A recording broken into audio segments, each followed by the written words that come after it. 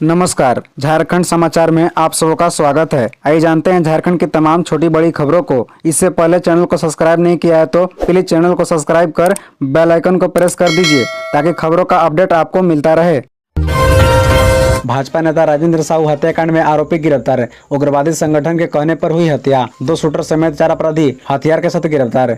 बता दें कि लातेहार जिला परिषद के पूर्व उपाध्यक्ष सह भाजपा नेता राजेंद्र साहू हत्याकांड का खुलासा हो गया। इस मामले में पुलिस ने 2 शूटर समेत 4 अपराधियों को गिरफ्तार कर लिया है। पूछताछ में इन्होंने हत्या की वजह पैसे की लेन देन बताई है। बता दें कि लातेहार पुलिस को कल इस मामले में बड़ी सफलता हाथ लगी है। राजेंद्र साहू की हत्या टीएसपीसी उग्रवादी संगठन के पैसे की लेन देन की वजह से की गई थी। टीएसपीसी के रीजनल कमेटी मेंबर आक्रमण गंजू के कहने पर राजेंद्र साहू की हत्या की गई है। बता दें कि 12 अगस्त को एक मोटरसाइकिल पर सवार 2 शूटर वहां पहुंचे थे। इसी दौरान दोनों शूटरों पर राजेंद्र साहू को शक हुआ और उसे दौड़ाकर रेजवा टोला स्थित दून सेंट्रल स्कूल के पास दोनों अपराधियों ने पकड़ लिया। अपराधियों से उनकी झड़प होने लगी। इसी दौरान अपराधियों ने गोली चला दी जिससे राजेंद्र साहू को 4 गोली लग गई। इलाज के दौरान 14 अगस्त को उनकी मौत हुई। बता दें कि घटना से पहले दोनों शूटर को टीएसपीसी संगठन द्वारा 50,000 रुपए दिया गया था।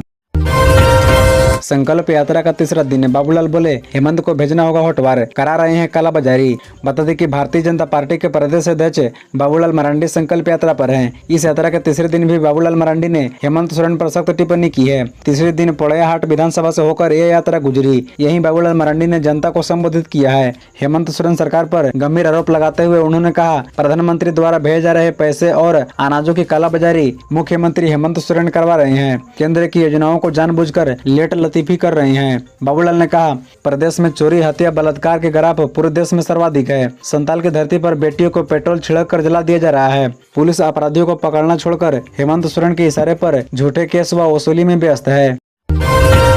डीजीपी के आदेश के बाद भी थम नहीं रहे अपराध। बेखौफ अपराधी रांची में वारदातों को दे रहे हैं अंजाम। बता दें कि झारखंड की राजधानी रांची में अपराध थम नहीं रहे हैं। तमाम कोशिशों के बाद भी अपराधी बेखौफ होकर वारदात को अंजाम दे रहे हैं। झारखंड के डीजीपी अजय कुमार सिंह ने पिछले दिनों संगठित अपराधियों के खिलाफ कार्रवाई और क्राइम कंट्रोल को लेकर बैठक की थी। इसमें हर हाल में आपराधिक वारदातों पर लगाम लगाने का आदेश दिया गया था। बावजूद इसके राजधानी रांची में हत्या, लूट और छिनतई की घटनाएं थमने का नाम नहीं ले रही है। चोरी की भी कुछ घटनाएं हाल के दिनों में हुई है। रांची में बेखौफ अपराधी हत्या कर आराम से निकल जा रहे हैं। पुलिस घटना स्थल पर सिर्फ कागजी कार्रवाई कर ड्यूटी पूरी कर लेती है। थाना में जान माल की गुहार लगाने वालों को सुरक्षा भी प्रदान नहीं की जाती है। राजधानी में क्राइम कंट्रोल को लेकर पुलिस की चेकिंग हाई अलर्ट पर है, लेकिन शायद ही कोई अपराधी पकड़ा गया हो। रांची के एल्बर्ट टेका चौक पर 6 व 7 सितंबर को होगी श्री कृष्ण जन्माष्टमी। सांसद संजय सेठ बनाए गए संरक्षक। बता दें कि श्री कृष्ण जन्माष्टमी महोत्सव समिति के सानिध्य में 6 और 7 सितंबर को रांची के एल्बर्ट टेका चौक पर श्री कृष्ण जन्माष्टमी महोत्सव के समिति के संरक्षक संजय सेठ व समिति के अध्यक्ष मुकेश काबरा ने बताया कि आयोजन को बड़े ही धूमधाम से मनाने का निर्णय लिया गया है। इसी के साथ ही कमेटी का विस्तार किया गया व आयोजन की सफलता के लिए सदस्यों के बीच कार्यों का बंटवारा कर उनको जिम्मेदारी दी गई है। जन्माष्टमी महोत्सव समिति के अध्यक्ष मुकेश काबरा ने बताया कि 6 सितंबर को बाल गोपाल प्रतियोगिता व झांकी प्रतियोगिता का आयोजन रखा गया है। वहीं 7 सितंबर को मध्य बेला में दही हंडी फोड़ प्रतियोगिता, भजन संध्या सहित नृत्य नाटिका का आयोजन रखा गया है। पूर्व एएसआई से 5.55 लाख रुपए की ठगी। दरोगा और उसके बेटे पर केस। बता दें कि गिरिडीह जिले में पदस्थापित रहे दरोगा गणेश पासवान ने अपने बेटे के साथ मिलकर रेलवे में नौकरी दिलाने के नाम पर अपने ही विभाग के एएसआई से 5,55,000 रुपए की ठगी कर ली। घटना को लेकर शुक्रवार को मधुपुर थाने में एक मामला दर्ज किया गया है। मामले में गया जिले के वजीरगंज थाना क्षेत्र के निवासी अवकाश प्राप्त एएसआई रविंद्र कुमार ने पुलिस को बताया कि वह वर्ष 2018 में गिरिडीह अनुमंडल पुलिस पदाधिकारी सदर कार्यालय में प्रवाचक पद पर पदस्थापित थे। उसी समय बांका जिले के अमरपुर थाना क्षेत्र के संग्रामपुर गांव निवासी और गिरिडीह मुफस्सिल थाना में पदस्थापित पुलिस अवर निरीक्षक के पद पर गणेश पासवान से उनकी मुलाकात हुई। जान पहचान बढ़ने पर उन्होंने कहा कि उसके पुत्र शिवरंजन पासवान उर्फ बंटी को रेलवे में नौकरी लग रही है। आप भी किसी को नौकरी लगवाना चाहते हैं तो उसके बेटे शिवरंजन से बात कर ले। बोकारो स्टील सिटी कॉलेज में प्रवेश पत्र के लिए ड्रेस कोड और पहचान पत्र अनिवार्य, नोटिस जारी। बता दें कि बोकारो स्टील सिटी कॉलेज के विद्यार्थियों के लिए कॉलेज में रंग बिरंगा मनपसंद पोशाक पहनकर आना अब मुश्किल होगा। इस संबंध में विश्वविद्यालय प्रबंधन ने तेवर कड़े कर लिए हैं। कॉलेज प्रबंधन ने भी ड्रेस कोड व पहचान पत्र को लेकर फरमान जारी कर दिया है। फरमान में कहा गया है कि हर हाल में ड्रेस कोड व पहचान पत्र का पालन सभी विद्यार्थियों को करना होगा। आदेश का पालन नहीं करने वाले विद्यार्थियों को मुख्य द्वार से वापस जाना होगा। किसी की भी कोई पैरवी नहीं सुनी जाएगी। थी। बता दें कि बोकारो कॉलेज में लगभग 5,500 विद्यार्थी अध्ययनरत हैं। ऐसे में कॉलेजों में रोजाना आने जाने वाले विद्यार्थियों की संख्या सैकड़ों में होती है। कौन विद्यार्थी किस कक्षा में अध्ययनरत है, कॉलेज की विद्यार्थी है या नहीं, यह भी पहचान पाना मुश्किल होता है। ऐसी स्थिति में मुख्य द्वार पर सुरक्षा कर्मी द्वारा रोक टोक करने पर तू मैं की स्थिति बन जाती है। गजट प्रकाशित होने व नोटिस मिलने के बाद भी नहीं मिल रहा गढ़वा के ग्रामीणों को मुआवजा। बता दें कि गढ़वा NH 75 बाईपास सेक्शन 4 में सड़क निर्माण कार्य करने के बावजूद मुआवजा नहीं मिलने पर शुक्रवार को नारायणपुर के ग्रामीणों ने अंचल निरीक्षक सुशील कुमार तिवारी के समक्ष हंगामा किया। हंगामे के बाद वहां से अंचल निरीक्षक वापस लौट गए। ग्रामीणों ने कहा कि गढ़वा प्रखंड के नारायणपुर के खाता संख्या 82 एवं प्लॉट संख्या 533 की जमीन पर उन लोगों का पुश्त दर पुश्त दखल कब्जा चल रहा है। यह जमीन गैर मंजूरुआ है, लेकिन उन सबों का डिमांड चल रहा है और लंबे समय से रसीद भी कटते चला आ रहा है। इस जमीन के मुआवजे के लिए जांच के बाद उन लोगों के नाम का गजट प्रकाशित किया गया और नोटिस भी निर्गत किया गया था। निर्गत नोटिस के आधार पर उन लोगों ने तय मुआवजा लेना स्वीकार कर लिया, लेकिन सेक्शन 4 के सभी लोगों का मुआवजा भुगतान करने के बाद अब एक साजिश के तहत उनकी जमीन को विवादित बताया जा रहा है। मेडिकल प्रोटेक्शन बिल फिलहाल नहीं हो पाएगा तैयार। प्रवर समिति ने फैसले के लिए मांगा 3 महीने का अवधि विस्तार।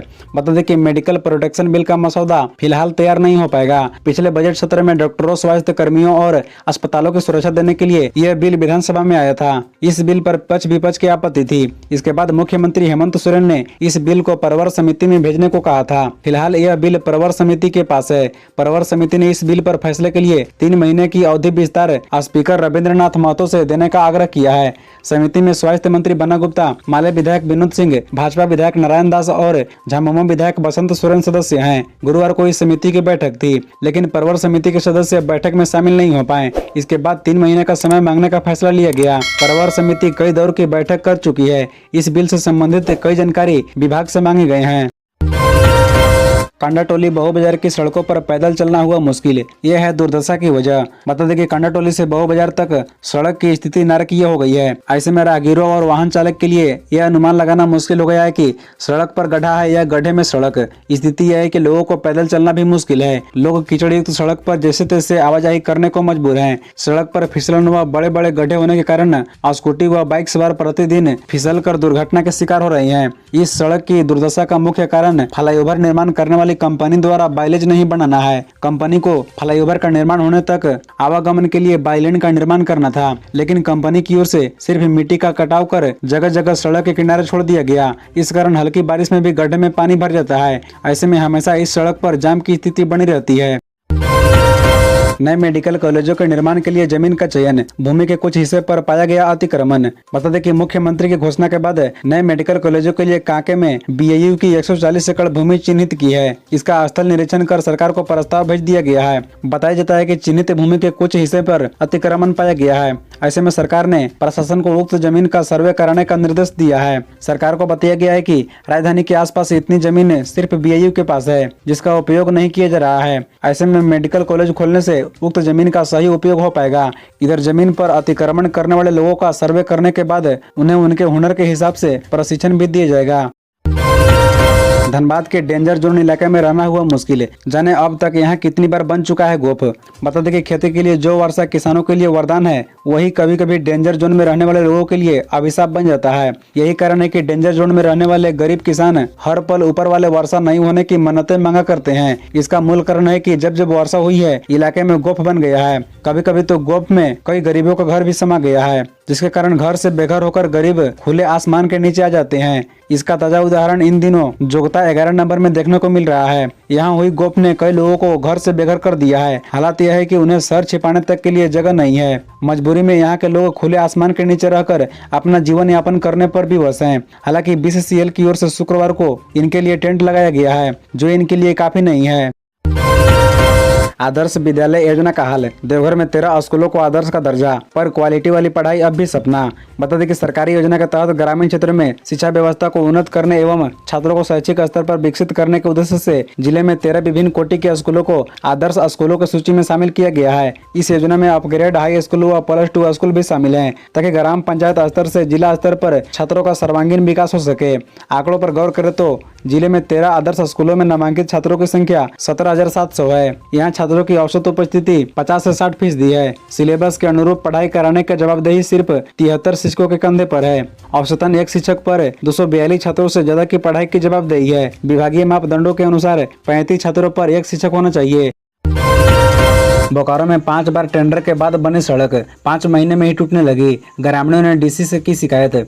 बोकारो सेक्टर 09 से कसौड़ी तक 8.19 किलोमीटर की सड़क किसी पहेली से कम नहीं है। पहले सड़क निर्माण को लेकर टेंडर पर टेंडर जारी हुआ कैंसिल होता रहा। 5वीं बार टेंडर निकलने के बाद निर्माण कार्य शुरू हुआ, लेकिन एक तरफ निर्माण कार्य होता रहा तो दूसरी तरफ से सड़क टूटने भी लगी। हालात यह है कि निर्माण के 5 महीने में ही सड़क टूटने लगी। कई जगह छोटे छोटे गड्ढे भी हो गए हैं। सड़क निर्माण में अनियमितता को लेकर ग्रामीण शुरू से ही विरोध कराते आ रहे हैं। इसी साल 1 मार्च को ग्राम सुधार समिति करौंडी के सदस्यों व अन्य ग्रामीणों ने डीसी को पत्र लिखकर उन्हें पूरे मामले से अवगत कराया था। निर्माण एजेंसी को जब इस बात की भनक लगी तो उसने गड़बड़ी छिपाने के लिए कई जगह पीसीसी सड़क पर अलकतरा का छिड़काव कर दिया गया ताकि गिट्टी उखड़ने के बाद बने गड्ढे को ढका जा सके। यह स्थिति कमोबेश पूरी सड़क की है। रांची में डबल मर्डर कांड का खुलासा। हत्या को अंजाम देने वाले 3 लोग गिरफ्तार।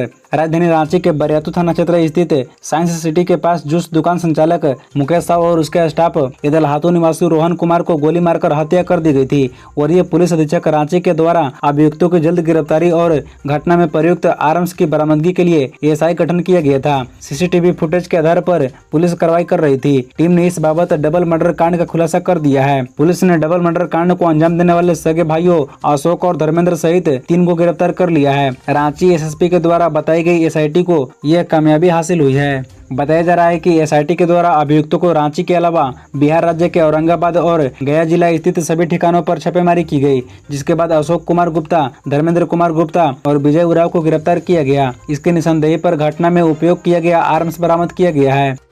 खबरों से जुड़े रहने के लिए चैनल को सब्सक्राइब, वीडियो को लाइक एवं एक दूसरे से शेयर जरूर करें। धन्यवाद।